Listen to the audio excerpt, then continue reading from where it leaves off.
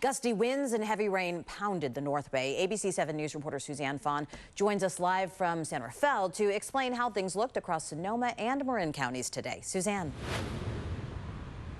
So, Alma, late today we felt the brunt of the storm. Now, the roads and the freeways around here were drenched by the downpour and the strong wind. That was also a big concern.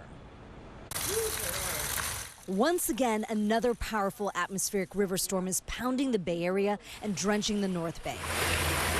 With every major storm comes the possibility of serious damage. In Petaluma, we caught up with public works crews. They had their hands full, clearing away part of a tree that snapped off and came crashing down on the road. No one was hurt. But there's certainly a lot of cleanup to do and more of it to come. Oh yeah, as the winds pick up and the rain later on, it's going to get busy. On the roads, a reminder to drivers to slow down. It's not just the rain today, but the wind you should be concerned about. It is making it hard to kind of do anything today. It's another factor as you're driving on the roadway, especially at higher speeds.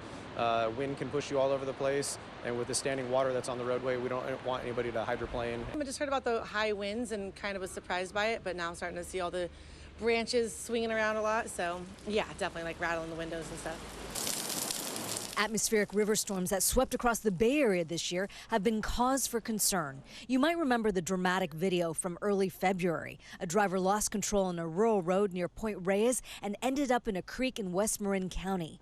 A sheriff's deputy broke the car's back window and began removing items to give the woman stuck inside the submerging car as much room to breathe as possible. The deputy was eventually able to pull the woman out of the car. Authorities say that should be an important reminder to all of us. And the water kind of overtook that car in about 4 minutes from being, halfway up the back window to completely submerging the vehicle.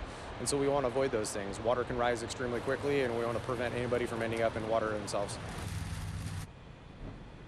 And with these strong storms, power outages are always a big concern. According to PG&E, about 3,400 people were in the dark without power in the North Bay. That included a school in Sebastopol. We're live in San Rafael. Suzanne Fawn, ABC 7 News. Okay, Suzanne, thank you.